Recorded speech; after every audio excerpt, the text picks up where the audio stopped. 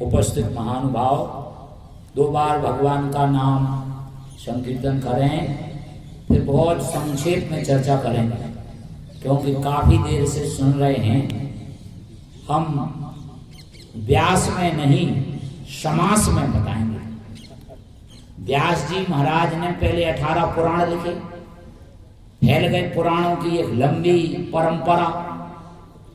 फिर व्यास जी को लगा कि लोग सारा जीवन निकालने हमारे पुराणों का पारायण ना कर पाए, तो व्यास जी ने एक छोटी सी पुस्तक लिखी जिसे ब्रह्म सूत्र कहते हैं, और ब्रह्म सूत्र में उन्होंने सब का सार लिखा।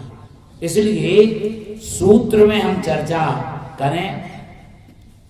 2 बार भगवान का नाम। जय सिया राम, जय जय सिया राम, जय सिया राम, जय सिया राम, जय जय सिया राम, जय सिया राम, जय सिया राम। बोलो हनुमान जी महाराज की जय। आज संत प्रवर, युग पुरुष, विश्व बंद, विश्व कवि पूज्य तुलसीदास जी की जयंती के अवसर पर यहाँ उपस्थित बड़ी बहन आदरणीय डॉक्टर जनक किशोरी शर्मा, संचालन कर रहे जनपद के शिक्षाविद, कार्यक्रम के आयोजक आदरणीय श्री अवध बिहारी कौशिक जी, यहाँ उपस्थित तुलसी के अच्छे उपासक आदरणीय श्री राजकुमार शर्मा प्रधानाचार्य जी, हमारे बगल में विराजमान भले ही अधिवक्ता हैं लेकिन साहित्यकार जैसी उनकी वाणी रहती है श्री राजेश दुबे जी, परम विद्वान शिक्षाविद प्रोफेसर बिहारी लाल बवेले जी, शिक्षाविद पंडित जयशंकर प्रसाद द्विवेदी जी, परम विद्वान नर्मदा प्रसाद वर्मा जी, श्री वाजपेयी जी, यहाँ उपस्थित श्री राम बाबू विधवा जी, उमाकांत गुप्ता जी, दुबे जी, विशंबर दयाल खरे जी और आदरणीय श्री रूप नारायण निरंजन राष्ट्रपति पुरस्कृत अध्यापक, आप समस्त महानुभाव। सुंदर सुंदर सबने चर्चा रखी और चर्चाओं में कुछ ने निरर्थक भी रखी। कभी भी संसार में समय से बड़ी कोई चीज नहीं होती। किसी भी कार्यक्रम में जाएं लोग तो तैयार करके चुनिंदा शब्द ले जाएं और कम समय में प्रस्तुत करें ताकि समय का सदुपयोग हो। संत तुलसीदास जी महाराज ने भारत देश की ज्ञान परंपरा को, जो ज्ञान परंपरा वेद से प्रारंभ हुई, जो ज्ञान परंपरा शास्त्र से आगे बढ़ी, जो ज्ञान परंपरा धर्मशास्त्र की अनुयायी बनी, जिस ज्ञान परंपरा को ऋषियों ने उपनिषद का नाम दिया, उस ज्ञान परंपरा को उन्होंने अपनी रामचरितमानस में संजोया। तुलसीदास जी महाराज विश्वबंद और जगतबंद क्यों है? आपको अब वेद पढ़ने की जरूरत नहीं है क्योंकि आपने पढ़े भी नहीं वेद। आप बिना वेद पढ़े वक्ता के रूप में अपना भाषण दे रहे हैं, जबकि वेद माने ज्ञान है। वेद शब्द उसका अर्थ है, वेद माने ज्ञान। अगर आपने वेद नहीं पढ़े तो आपके पास ज्ञान नहीं है। अगर आपने शास्त्र नहीं पढ़े तो आपके पास ज्ञान नहीं है। अगर आपने उपनिषद नहीं पढ़ा है, धर्मशास्त्र नहीं पढ़ा है, स्मृतियां नहीं पढ़ी हैं, श्रुति स्मृति निगम और अगम पुराण और उपपुराण नहीं पढ़े हैं, तो आप ज्ञानी के रूप में उद्बोधन देने के लिए अर्ह नहीं है, योग्य नहीं है। लेकिन संत प्रवर तुलसीदास जी ने आपको योग्य बना दिया। उन्होंने साफ कहा है कि हमने रामायण में ज्ञान की परंपरा को समाहित कर दिया है।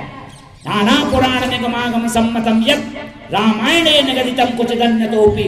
हमने इसमें पुराणों, उपपुराणों, वेदों, शास्त्रों, स्मृतियों, धर्मशास्त्रों, उपनिषदों सबका सार रख दिया है।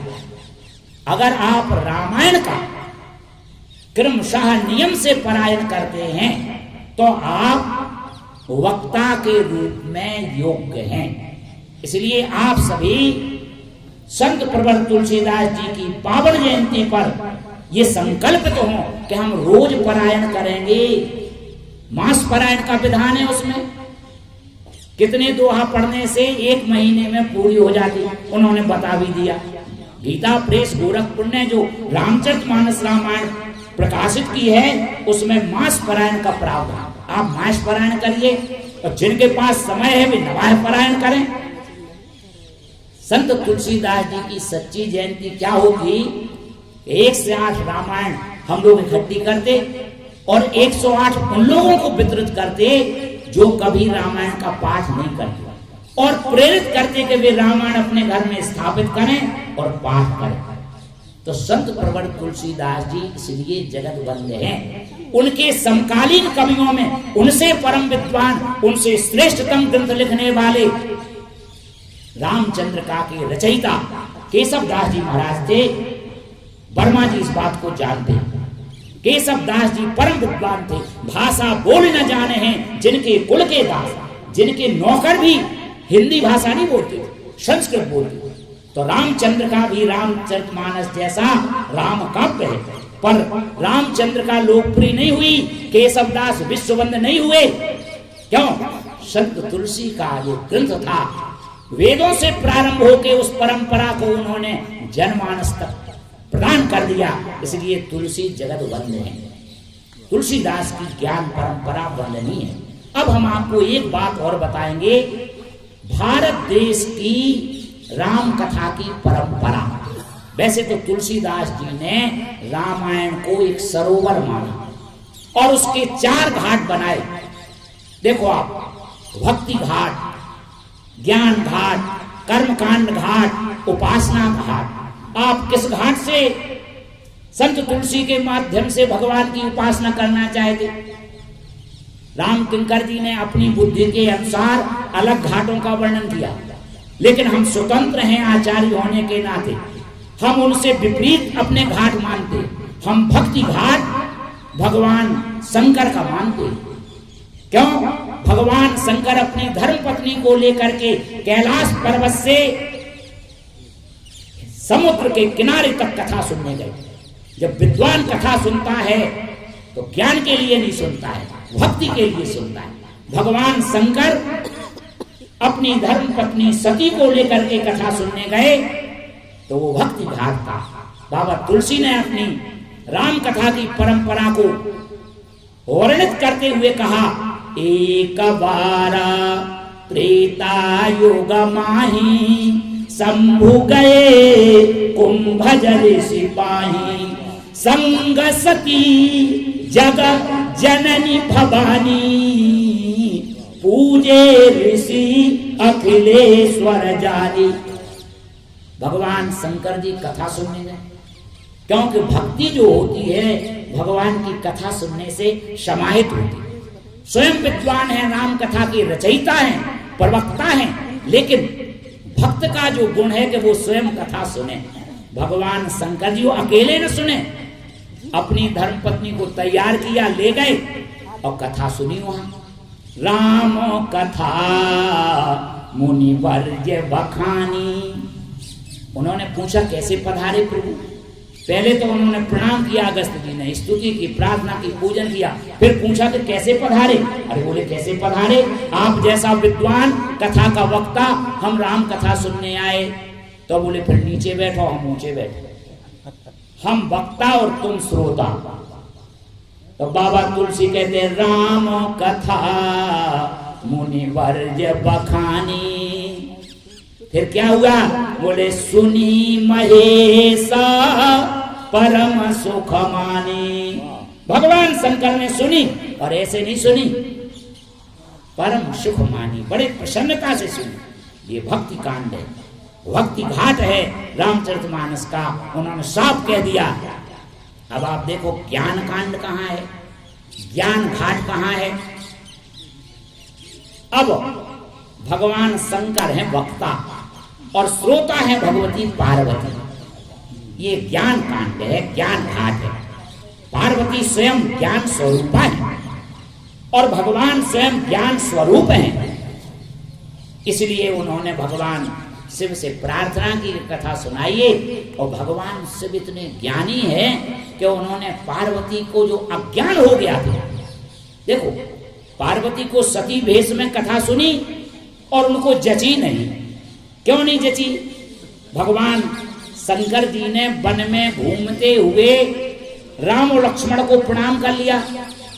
कहे सच्चिदानंद दिनेशा, प्रणाम किया तो उनको शंका हो गई। शंकर जगद बंद जगदीशा, सुर नर मुनि सब नाबत सीसा। शंकर जी स्वयं जगत बंद है और वे आज इन राजा के लड़कों को प्रणाम कर रहे हैं। अज्ञान हो गया। और जब शरीर त्यागा, पुनर्जन्म हुआ, विवाह हुआ, तो भगवान ने ज्ञान के द्वारा ज्ञान को हरा। ये ज्ञान का। अब तीसरा कर्म कांड देखिए आप। याज्ञवल्क मुनि परम विवेकी, भरद्वाज राखे पद टेकी। याज्ञवल्क ऋषि है, परम विद्वान है। आपको याज्ञवल्क का उपनिषदों में अगर आपने प्रसंग पढ़ा हो, लोग याज्ञवल्क को इसलिए जान गए कि तुलसी कृत रामायण में उनकी चर्चा है। नहीं तो याज्ञवल्क जैसा विद्वान ऋषि महर्षि कोई था नहीं। जनक जी ने यज्ञ किया, विद्वत सभा बुलाई और 1,00,000 गायों के सींगों में 4-4 तोला सोना मर दिया और कहा इस समाज में जो सबसे बड़ा विद्वान हो वो इन गायों को ले जाए। आप सभा स्तब्ध हो गई, सब चुपचाप खड़े हैं। उस सभा में महाराज भृगु थे, वशिष्ठ थे, चिमन थे, अत्रि थे, पराशर थे, जमदग्नि थे, भृगु वशिष्ठ चिमनश्च पुंगला। बड़े बड़े ऋषि मुनि थे, किसी की हिम्मत नहीं पड़ी। तो याज्ञवल्क ने अपने शिष्यों से कहा गाय हाँक लो, और शिष्यों ने डंडों से गायों को हाँका, वो लेके चलने लगे। सारी सभा स्तब्ध थी। उस सभा में परम विदुषी गार्गी थी। गार्गी ने कहा रुकिए, यद्यपि आप विद्वान हैं, लेकिन जनक जी ने घोषणा की है कि जो सबसे बड़ा विद्वान हो वो गायों को ले जाए, तो मेरे प्रश्नों का उत्तर तो आपको देना पड़ेगा। आदरणीय उपस्थित महानुभाव, गार्गी ने अनेक प्रश्न किए। आप उपनिषदों में उन प्रश्नों को पढ़िए और उत्तर को देखिए, कितने सार गर्भित गंभीर प्रश्न उत्तर है। याज्ञवल्क ने एक एक करके सब प्रश्नों का जवाब दिया। गार्गी ने मस्तक झुकाया और घोषणा की कि याज्ञवल्क के समान कोई दूसरा विद्वान नहीं है। ये कर्मकांड का घाट तुलसीदास जी ने लिखा। याज्ञवल्क जी जाने लगे तो भरद्वाज जी ने चरण पकड़ लिए। कहा भगवान आप कहाँ चले? हमें तो भगवान राम की कथा सुननी है। और याज्ञवल्क जी ने कथा प्रारंभ की और कर्मकांड में घाट से, कर्मकांड की पद्धति से मीमांसा दर्शन के आधार पर इसमें अगर हम दर्शन में जाएंगे तो चारों घाटों का अलग अलग दर्शन है। कर्मेति मीमांसा कहा, आचार्य जैमिनी कहते हैं कि कर्मकांड घाट हमारा है। इसलिए याज्ञवल्क ने कर्म के हिसाब से पूरी रामचरितमानस की कथा सुनाई। और अंतिम आप देखिए उपासना कांड है। वो महाराज उपासना करने वाला व्यक्ति एक एक काम में शंका करता है। अभी वैद्य जी सुना रहे थे, गरुड़ जी को शंका हो गई, शर्मा जी भी सुना रहे थे। गरुड़ जी भगवान के साथ 24 घंटे रहे। देखो आप, उपासक को, पुजारी को अपने भगवान पे जाना भरोसा नहीं रहता, जबकि सारे लोग पूजा करते हो, वो भी पूजा करते। गरुड़ जी हमेशा भगवान के साथ रहते। थोड़ी देर रुक जाओ मामा जी, 5-7 मिनट कथा में थोड़ी बांटना। बिरजू जी बैठ जाओ, तुम लोगों को जल्दी क्यों पड़ी बांटनी? लोग प्रसाद लेते ही जाएंगे, तुम भी सुना करो, नहीं तुम बांटने में लगे रहो। तो देखिए गरुड़ जी ने देखा, खरबन साचर बांधयो नांग पास सोई राम। छोटे से राक्षस ने राम लक्ष्मण को नांग पास में बांध दिया। मुझे तो लगता है ये राम है नहीं। शंका हो गई, उपासक को शंका हो जाती, उपासक का मन विचलित हो जाता। आप कोई काम के लिए भगवान की आराधना कर रहे, काम ना हो सो करे कैसे भगवान? उपासक को भगवान बार बार धड़ाम पटकते, बार बार परीक्षा लेते, काम तो करते, गरुड़ जी घबराए, ब्रह्मलोक गए। ब्रह्मा जी से कहा कि आप सच सच बताना, भगवान का अवतार हुआ है क्या? बोले कैसी बात करते हो, भगवान का अवतार नहीं हुआ, क्या हुआ? अरे बोले ये बताओ, भगवान का अवतार होता तो सहायता को मुझे बुलाया जाता। नारद जी ने हमसे कहा, हमने नांग पांस काट दी है, जाकर के भगवान की रक्षा की है, ये तो मुझे नहीं लगता है। ब्रह्मा जी साष्टांग झुक गए धरती में, बोले जही बहु बार नचावा मोही, सो व्यापी विहंग पति दोई। हे पक्षीराज गरुड़, भगवान की जिस माया ने हमें अब तक नचाया, हमें लगता वो तुम्हारे पीछे पड़ गई, यहां से पधारो, हम नहीं बता सकते कहां जाएं फिर, कौन बड़ा विद्वान है? तो बोले पंचानन पही जाहु खगेशा। हे पक्षीराज गरुड़, शंकर जी के पास जाओ, वे सब तुम्हारा भ्रम दूर करेंगे। तो वो कैलाश की ओर गए। कैलाश पर्वत पर पहुंचने के पहले भगवान कहीं जा रहे थे, सो भगवान चले आ रहे थे। भगवान ने कहा, रे पक्षीराज गरुड़, बड़े व्याकुल कहाँ जा रहे हो?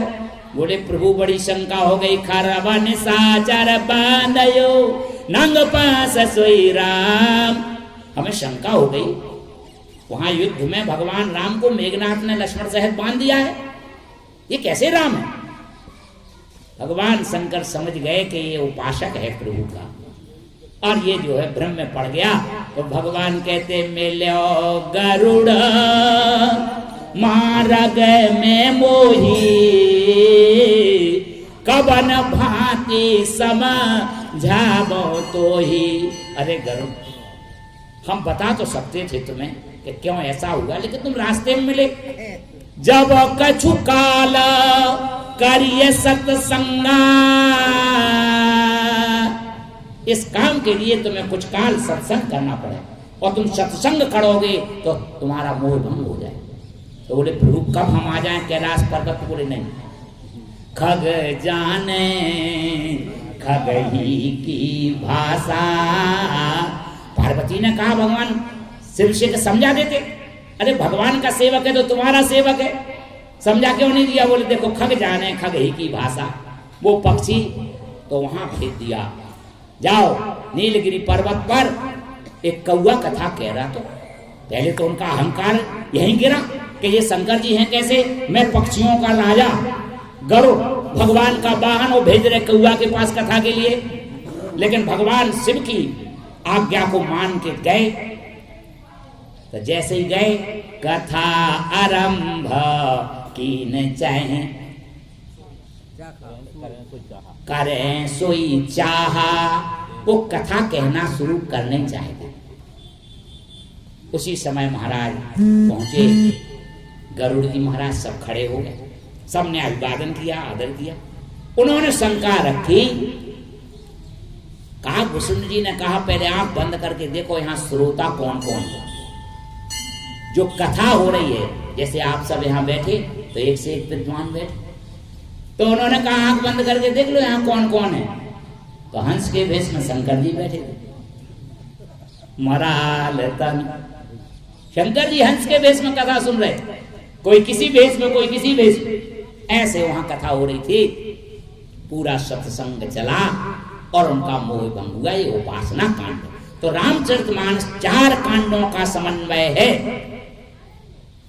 दर्शन के साथ इसकी व्याख्या बड़ी गंभीर होती। इसमें योग दर्शन, सांख्य दर्शन, वैशेषिक दर्शन, न्याय दर्शन, वेदांत दर्शन, मीमांसा दर्शन, सारे दर्शन समाहित हैं। रामचरितमानस मंत्रमय काव्य है, उसकी एक एक चौपाई वेद मंत्र के समान है। जितना वेद मंत्र के पाठ का फल है, उतना रामचरितमानस रामायण के पाठ का फल है। अभी मैं रामेश्वरम गया था, वहां लोग हिंदी ज्यादा नहीं जानते बातचीत में, लेकिन वहां एक जगह अखंड रामायण हो रही थी। हमने वहां बैठ के कुछ देर सुनी, रामचरितमानस रामायण हो रही थी। संस्कृत भाषा सबसे ज्यादा दक्षिण भारत में चलती है। वहां अपने यहाँ जैसी स्तुति नहीं होती कि यहाँ मंदिर में भय प्रगट कृपाला रामचंद्र कृपाल, वहां सीधी सहस्त्र शीरखा पुरुहा सहस्राक्ष सहस्त्रपादो, पूरी जो वेदों की स्तुतियां हैं, जो पुराणों की स्तुतियां हैं, वे मंदिर में आज भी संस्कृत के जानकार वहां रहा करते। उत्तर भारत में बाबा तुलसी की कृपा से संस्कृत न जानने वाले पुजारी भी भगवान की साधना, आराधना, उपासना कर रहे हैं। आदरणीय महानुभाव संत प्रवर तुलसीदास जी के चरणों में सच्ची अपनी जो प्रेम और निष्ठा है वो यही है कि हम लोग रामायण का स्वयं पारायण करें और लोगों को प्रेरित करें, खास करके विद्यार्थियों को प्रेरित करें। हम जब पहले कभी विद्यार्थियों को पुरस्कार बांटते थे तो रामायण या गीता की कृति देते थे। हमारे मन में अभी भी भावना रहती कि हम 1 से 8 विद्यार्थियों को इकट्ठा करें, उन्हें एक रामायण दें और एक बार नवाय पारायण उनके साथ करके कम से कम एक बार में 1 से 8 विद्यार्थियों को संस्कारवान बना दें। ये ऐसी बात हमेशा मन में रखना चाहिए। आप सब बुधवासरी गोष्ठी के समस्त महान भाव, आदरणीय इंजीनियर राजा राम गोस्वामी जैसे आप प्रबुद्ध व्यक्ति भी हैं और आप सभी सुंदर सुंदर चर्चा परिचर्चा करते रहते हैं। आदरणीय झा साहब अपने मध्य नहीं हैं। झा साहब परम विद्वान थे, संस्कृत के आचार्य थे। उनके नेतृत्व में यहाँ बहुत सुंदर सुंदर कार्य चलते थे। झा साहब का दायित्व कौशिक जी पर अब है। आप सब लोग यहाँ अच्छे अच्छे कार्यक्रम करें, आनंद लें, सत्संग करें। सत्संग का जीवन में बड़ा महत्व है। आप सब ने बहुत सुंदर सुंदर विचार रखे हैं। आगे जब कार्यक्रम होगा तो पुनः सब लोग दर्शन दीजिएगा। अधिक न कह करके जो लोग यहाँ पधारे, जिनने सुंदर सुंदर वक्तव्य अपने प्रस्तुत किए, उन सबके प्रति हम धन्यवाद व्यक्त करते हुए 2 बार भगवान का नाम लेकर के कोई लंबा वक्तव्य अब न देंगे। 10-15 मिनट में सार संक्षेप में संत तुलसी के काव्य की महिमा और कवि की महिमा, संत तुलसीदास जी के या किसी भी आप किसी अवसर पर किसी संगोष्ठी सेमिनार में जाएं तो जिस विषय पर है उस पर चर्चा करें। जैसे आज संत तुलसी का है तो बाबा तुलसी कवि हैं, कवि की महिमा और काव्य की महिमा। तीसरी बात इधर उधर की असंबद्धो पड़ापश्चो खटविदः पाप स्मृतः। स्मृति शास्त्र कहता यहाँ वहां की बात कहना पाप है। आप जो वक्तव्य दे रहे हैं उससे हट करके करोगे तो खटविदः पाप स्मृतः। 6 तरह के पाप हैं, उनमें असंबद्धो पड़ापश्चो, फालतू की बात करना, समय नष्ट करना भी एक पाप होता है। तो आप सबने जिन जिन ने अच्छे वक्तव्य दिए हैं उनके प्रति हार्दिक धन्यवाद। और आदरणीय कौशिक जी से हम दो बार भगवान का कीर्तन करने के बाद अनुरोध करेंगे कि आप आभार व्यक्त करें। जय सिया राम, जय जय सिया राम।